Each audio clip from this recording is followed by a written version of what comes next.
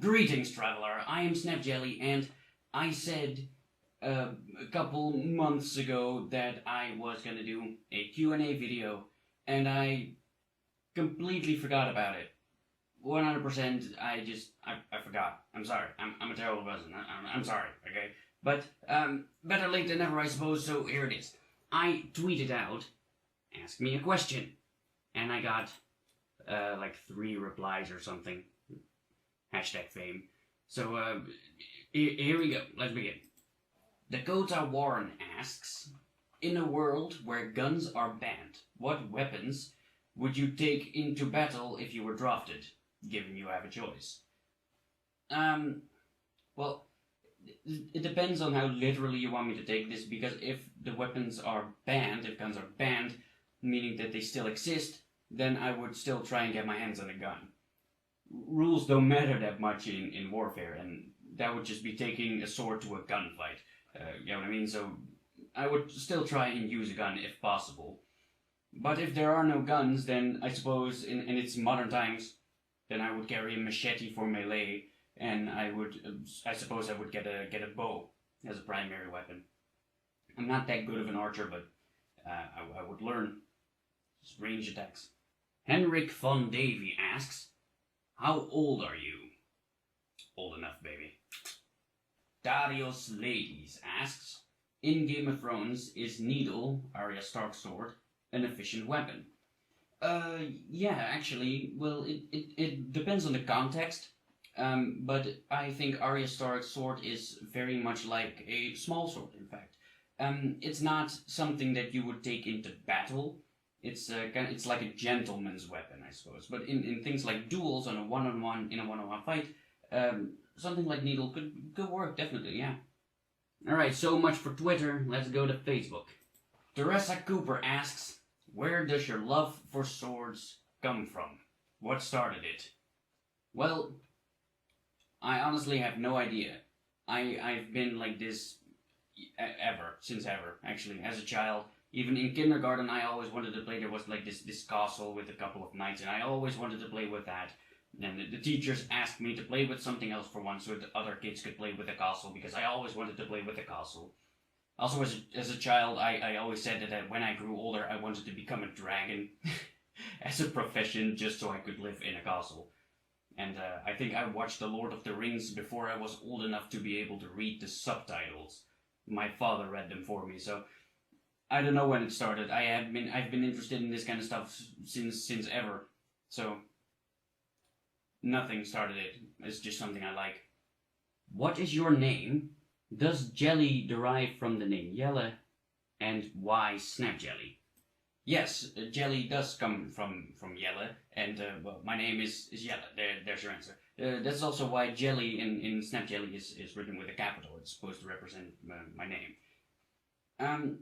And why SnapJelly? Well, SnapJelly, it's a two-parter, actually. Like I just said, Jelly is supposed to be my name. Usually, Jelle is a really Dutch name, so foreigners, when they see it, when written down, they usually say Jel-E. So that's where Jelly comes from, very simple. And the first part of SnapJelly comes from, I knew that I wanted to do something informative. I didn't know I was going to talk about swords, or if it was going to be on YouTube. I thought of this name long before I made my channel. But I knew that I wanted to do something informative. And the first part of SnapJelly comes from the Dutch words for do you get it, which are snap je. So you put 1 and 2 together and SnapJelly, that's what you get. So that's where it comes from. What's the worst injury you've gotten while training? Well, quite recently, actually, I got a hit on the finger. I made a little video about that too, and I thought it was bruised, but it still hurts, so I'm starting to think that it may be broken. I've never gotten a serious injury. It depends on what you call serious. I mean, I've had some sprains, I've had bruises, I've had like pieces of skin just ripped open, because, you know, those are kind of things that just happen. I'm not always doing things really in a safe manner. That's always why I tell you guys to do it. But I've never gotten like a serious injury in that regard. So nothing. Perhaps I've gotten some blows to the head, maybe that counts. That hurts a lot. I don't think I've ever had a concussion because of it, but who knows. So luckily, I've never had a serious injury. I've never had to go to the hospital because of anything.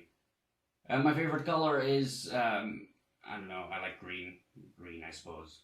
If you could replace the weapons and fighting of one fictional universe, what would it be and why? The thing is, I think I just wouldn't change any weapons or fighting in any fictional universe. You see, the thing is, if you want to look at it from a, here comes again, realistic perspective, then changing the weapons will automatically change the fighting style. Because if you have a different weapon, then there are different things that would be effective to do, depending on how different the weapon is, of course. And in many cases, if you do that, if you change the weapons of a video game or a movie or whatever, and because of that also change the fighting style, then that in many ways would just change the story entirely. So I don't really. I can't really say. I mean, there are of course changes that I would make that I would prefer, but that's just personal preference, really. So I can't say I would leave everything precisely the way it is, because if everything was perfect, then I wouldn't be able to complain about anything. That would be a boring life. If a picture is worth 1,000 words, what's a video worth? Not that much. Honestly, your CPM is shitty. It's like 60 cents per 1,000 views or something. So a video isn't worth that much, honestly. James L.E. L.A. I don't know. I'm gonna stop with the names. I'm bad at names. It's not working. James asks, what's the best metal used for crafting melee weapons or arrowheads? That's a very interesting question. The thing is, for a human, it would simply be steel. High carbon steel. But what I do want to add is that the weapons that humans use, like swords, are like that because humans are the way that they are. You see, if humans would be an awful lot smaller or an awful lot bigger, then swords wouldn't really function the way that they function now. See, it's really a coincidence. Weapons would be completely different if humans were different as well. So, to say what would be the best material, it depends on the weapon, because if you use a different material, then weapons will look differently. Swords function the way that they do because they are the size that they are, human size, because we are the size that we are, and because the material functions the way it does. If it was different material that, for example, wouldn't flex as much, then that would change the design of the sword in ways that I can't imagine, because, well, in many cases it didn't happen. There are, of course, other materials that are also used to create weapons, and those weapons are also not sword-shaped. Or if they are sword-shaped, they are different in ways. So it really depends on the weapon that you're trying to use. Like, take a look at a spear, for example. If you make the shaft of a spear out of metal, then that spear wouldn't work. You'd want something wood, something that's flexible so that it doesn't bend or break. But something still fairly hard, so wood. So it depends on the weapon. But on average, if you're talking about swords and arrows, just use steel. Will you marry me? Depends on how big your boobs are. Are you going to post some videos of you kicking ass? I've thought about it. A lot of people have asked for sparring videos as well. But the thing is, I kind of think they're boring. That's personal, of course, but I really don't want to make videos that I don't like. And just sparring videos, that's kind of, I just think they're lame. So I thought about doing like sparring videos and commenting over them like I do my fight reviews, just commenting on the things that I'm doing wrong in a way. But still, that's not really the way that I'd like. So I've thought about doing sparring videos, but instead of just showing you guys sparring, I'd rather explain specific techniques to you and how they can be implemented. But I really haven't figured a way that I really want to do that yet. So I kind of still have to think of a format. But I am thinking of doing it, so it will eventually pop up on my channel somewhere. Would you consider making videos about reenactment or medieval events? Yes, but I'm kind of bad at vlogging. I'd probably get better at it over time, but so far, usually when I go to events like this, I think about filming specific things, but I just end up not doing it. And I also don't really know what to say to the camera. Like it's really so it's really difficult. And when I do like things like reenactment, and I am doing the reenactment, then I can't film. So I need to get like a cameraman to film it for me, which is again a lot of work. So I haven't I'm not doing much reenactment at the moment. That's one. But once more, I'd have to kind of like figure out how I specifically want to do that. But it is an idea that I had in the back of my mind for a while. What weapon you like practicing HEMA with the most? Rapier. What do you think of firearms? Have you ever been shooting, and what was it like? I like firearms. I like them less than melee weapons.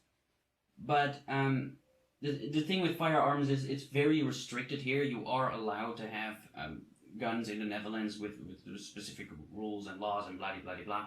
And the thing is, I kind of just don't know them, and I don't like guns enough to try and figure it out, because I don't want to break the law. A lot of people are like, you know, fuck it, just get it. The police will never find out. But I'm not like that. I'd want to figure out the law, and I'd want to do this kind of stuff legally.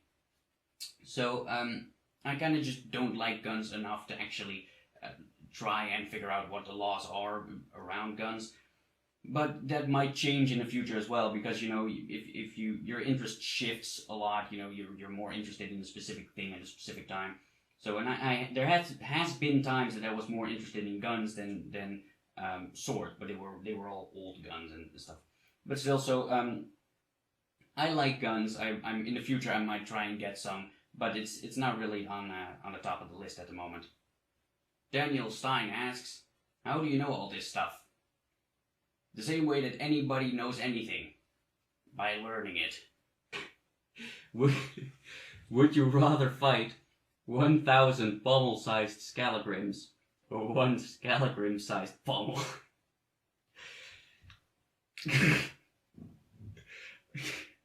Pommel jokes are not funny anymore, guys. I'm kidding, they are funny. They are really funny. I would fight 1,000 pommel-sized scalagrims, because I'm afraid of pommels. And also, if they're like really tiny scalagrims, you can just kind of just kick them away one by one. So, or squash them, you know, stand with them and stuff. Unless all the scalagrims carry pommels, then it would be quite a problem. As far as fiction goes, do you think it's acceptable for inaccuracies for the sake of a good story? Yeah, totally. I mean, your question kind of answers itself. If it's for the sake of a good story, yeah. But what I usually find is, I think that people often argue that, you know, it's not supposed to be realistic, which I don't agree with, because I think that if you write a story, there aren't that many people that write a story with as purpose having it not make any sense at all. So I think that people try and have it make sense to the best of their knowledge, and occasionally fail. I see the way that I see it is that fantasy is not an excuse for stupidity, and usually what you see is that there are different, like, more reasonable ways to achieve the same thing. In which case, I'm kind of like, eh. But I don't really mind the inaccuracies. I notice them, and I usually make videos about them. But I don't really. Yeah, I don't mind. I don't care about them. But I'm sure that if a professional boxer watches Rocky or something, that they're also like, what? Or like somebody who practices karate and watches the Karate Kid, you know. So it's kind of the things that, you know, you notice them, but they don't have to take away from how entertaining the story is. And I think everybody has watched a movie in his life and at some point was like, what? Really? How does that make sense? So that's kind of the way I feel about it. Are inaccuracies acceptable? Yeah, of course. I mean, you can't know everything. I think everybody wants their movies or video games or whatever to make sense to the best of their capabilities, to the best of their knowledge. And, well, you can't know everything, so.